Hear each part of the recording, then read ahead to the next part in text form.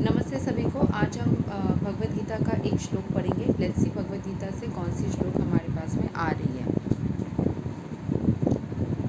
Chapter 3 श्लोक 29, actually 28 and 29 दोनों आया है, बट 29 पे आज हम फोकस करते हैं। 29 हम कल पढ़ेंगे, ठीक है, या फिर मैं आज पढ़ लूँगी, बट आपको इसके बारे में कल के वीडियो में देखने को मिलेगा। सो आज 29 पहले पढ़ते हैं। प्राकृतिर्गुणा समुत्था सज्जन्ते गुणा कर्मसु तन् अकृत्स्ना विदो मन्दन् कृत्स्ना विन्ना विचालयेत्। Bewildered by the modes of material nature, the ignorant fully engage themselves in material activities and become attached, but the wise should not unsettle them. Although these duties are inferior due to the performer's lack of knowledge, तो बहुत सारे लोगों को जो material mode से affected है वो ignorant है और खुद को ना मटेरियल एक्टिविटी में बिज़ी कर लेते हैं। बहुत सारे मतलब बोलते हैं कि भक्ति करने का समय नहीं है क्योंकि मटेरियल चीज़ों में बिज़ी है, तो वो पूरी तरीके से मटेरियल चीज़ों पे, पैसे कमाने पे, चीज़ों में बहुत ज़्यादा अटैच्ड हो जाते हैं। बट जो वाइज लोग हैं, जो समझ पा रहे हैं कि ये शायद ऐसा करना सही नहीं होगा उनके लिए, उन लोगों को इनके एक्टिविटीज़ को चेंज करने की ज़रूरत नहीं है। They should not change this activities. क्यों? क्योंकि उनका ड्यूटी इन्फीरियर,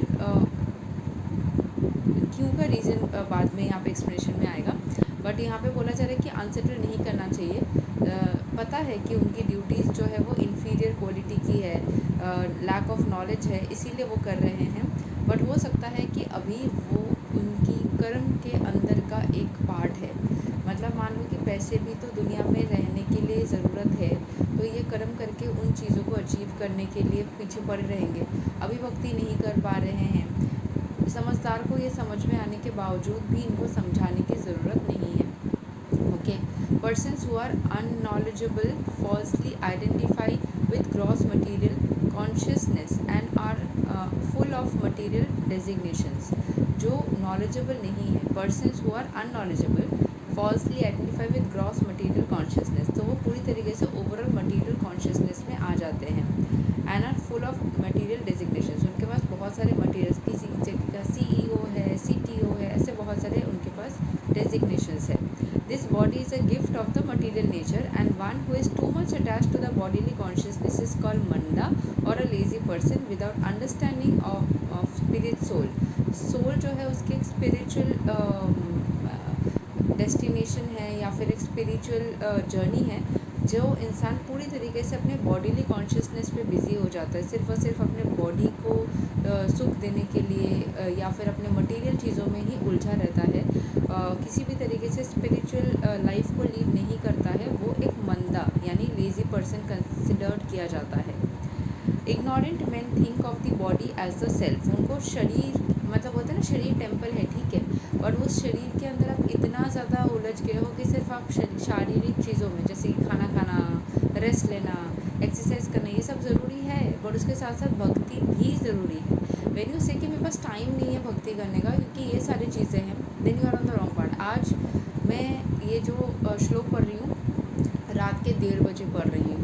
क्यों? क्योंकि सुबह से लेकर के मैं काम करते करते थक गई, एंड फिर मेरा मतलब भक्ति करने का जो समय होता है वो नहीं हो पाया। कहीं ना कहीं वो जो समय है वो मैं बाकी मटेरियलिस्टिक चीज़ों में बिज़ी रहने के कारण उसी पे चला गया।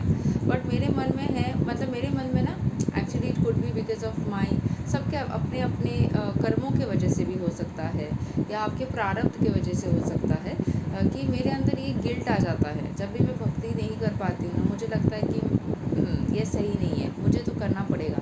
सो ये कॉन्शियसनेस जब भी आ जाएगा देन यू विल समवेयर और मतलब अगर आपका मिस भी हो जाता है ना, आप कुछ तो करोगे, चाहे आप 100 में से 30, 40, 50 कुछ भी अमाउंट में करो, यू विल डू समथिंग। आप पूरा दिन मटेरियल चीज़ों में बिज़ी हो गए एंड थोड़ा सा भी भक्ति नहीं करें, then there is no purpose of living, ठीक है। So there should be a purpose कि आपको इस दुनिया में इग्नोरेंट मैन जैसा नहीं होना है कि सिर्फ अपने बॉडीली कनेक्शंस का ध्यान रखना है, है, ऐसा नहीं करना है। सो they accept bodily connections with others as kinsmanship, the land in which the body is obtained in their object of worship, मतलब वो शरीर को ही अपना object of worship बना लेते हैं। they consider the formalities of religious rituals to be ends in themselves, तो religious rituals के जो formalities है ना कि to be end in themselves, वो अपने अंदर ही करते हैं। जैसे भगवान को भोग लगाना, भगवान को नहलाना, भगवान को वस्त्र पहना के सजाना, ये सारे जो भक्ति का एक पार्ट बनाया गया है so that you become more connected to God, just उनके ऊपर कॉन्सेंट्रेशन आपकी बढ़ जाए, वो चीज़ें लोग अपने शरीर तक ही सीमित रखते हैं, ठीक है, जो लेज़ी लोग होते हैं। Social work, nationalism and altruism are some of the activities of such materially designated person, लोगों के लिए करते हैं, ज़रूर करते हैं, नेशनलिज्म करते हैं, सबके लिए सोचते हैं, सोशल वर्क करते हैं। Under the spell of such designations they are always busy in the material field, for the spiritual realization is a myth, उनके लिए भगवान का करना पुतला का करना ऐसा उनको लगता है, लगता है मिथ है, तो बेकार चीज़ है, भगवान को हमेशा हम पुतले का करेंगे, हम इंसान के लिए करेंगे, ऐसा उनका सोच हो जाता है। दिस इज़ सी, इंसान के लिए करना गलत नहीं है, बट आपको भगवान को भी एक स्पेस देना ही पड़ेगा, बिकॉज आपको समझ में आ जाएगा जब आप दोगे, ठीक है। सो and so they are not interested. Those who are enlightened in spiritual life, however, should not try to agitate such materially engrossed person. तो जो spiritually advance हो गए हैं उनको इन सारे materially engrossed persons को कुछ बोलना नहीं चाहिए, उनके अंदर कोई changes लाना नहीं चाहिए। Better to prosecute one's own spiritual activities, आप अपना कर्म करो। क्या सिखा रहे, भगवद गीता भी सिखा रहे, साइलेंटली आप अपना काम करो, दूसरे के काम में अपना नाक मत घुसाओ, ठीक है। वो गलत कर रहे हैं तो उनको करने दो, उनको खुद ब खुद समझने दो, वो भी भगवान के बच्चे हैं, उनकी जर्नी उनको समझने दो, ठीक है। It would be very wrong to say in this way कि टांग ना अड़ाओ, but the meaning is like that only कि उनके काम में आप मत घुसो, वो गलत कर रहे करने दो, let them decide what is right what is wrong for them. And आप किसी को चेंज नहीं कर सकते ज़बरदस्ती, आप अपना ओपिनियन रख सकते हैं, बट फिर भी उनको आपको बहुत ज़्यादा बोलने की ज़रूरत नहीं है। Such bewildered person may be engaged in such primary moral principles of life as non-violence and similar materially benevolent work, क्योंकि ये सारे bewildered लोग भटके हुए हैं, भगवान की भक्ति शायद नहीं कर रहे हैं, बट वो नॉन वायलेंस को फॉलो करना जो कि एक अच्छी चीज़ है, ठीक है, एंड मटीरियली बेनेवोलेंट वर्क, लोगों के लिए काइंडनेस रखना, ये अच्छी चीज़ें भी वो कर रहे हैं। Men who are ignorant cannot appreciate activities in Krishna consciousness, and therefore Lord Krishna advises us not to disturb them.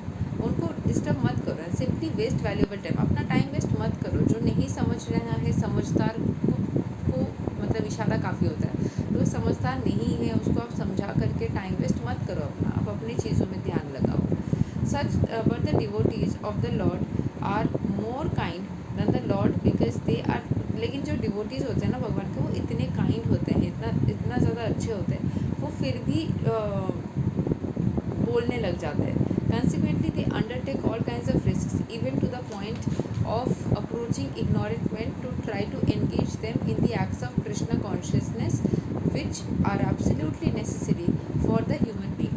तो जो नेसेसरी चीज़ है कि आप भगवान की भक्ति करो, ये सब सिखाने लग जाते हैं। जो भगवान के भक्त होते हैं ना, वो खुद को रोक नहीं पाते, वो सिखाने लग जाते हैं कि चलो ये चीज़ सही है, ये करना चाहिए। इस वजह से वो उस चीज़ में नॉन भक्त को भक्त में बदलने के लिए अपने एफर्ट्स लगाने लग जाते हैं मोस्टली। लेकिन भगवान यही उपदेश देते हैं कि आप उनको ज़बरदस्ती चेंज मत करो, आपको लगे तो आप बोलो, बट कभी भी अपनी एनर्जी एंड टाइम ज़्यादा करके उसमें इन्वेस्ट ना करो। आप भला यही होगा कि आप अपना करो, क्योंकि एक भक्त जो कर्म करता है उसका प्रभाव बहुत सारे लोगों के ऊपर पड़ता है। आप अपना भक्ति करोगे तो हो सकता है कि वो नेचुरली नॉन भक्त से भक्त में कन्वर्ट होंगे, उनको बोल करके चेंज करने की कोशिश मत करो, उतना समय आप भक्ति में लगाओ। सो ये है आज का explanation. Thank you so much. Hare Krishna, Radhe Radhe, जय श्री।